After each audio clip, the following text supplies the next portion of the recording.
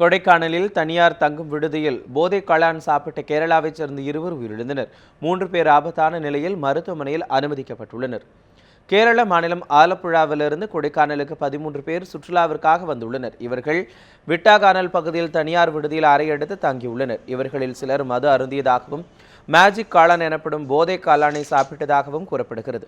இந்நிலையில் இவருக்கு ஆபத்தான நிலையில் 3 பேர் தேனி அரசு மருத்துவமனையில் அனுமதிக்கப்பட்டுள்ளனர். இவர்களுக்கு போதை காளான் விற்பனை செய்த பெங்களூருவைச் சேர்ந்த பாரத், மோஹித் இருவரை கைது செய்து விசாரணை மேற்கொண்டு வருகின்றனர். போதைப்பொருள் விற்பனையாளர்கள் மீது காவல்துறையினர் கடும் நடவடிக்கை எடுக்க வேண்டும் என சமூக ஆர்வலர்கள் கோரிக்கை விடுத்துள்ளனர். சுற்றுலாவை நம்பி தான் கொடைக்கானல் உள்ள அனைவரும் இருக்கிறோம்.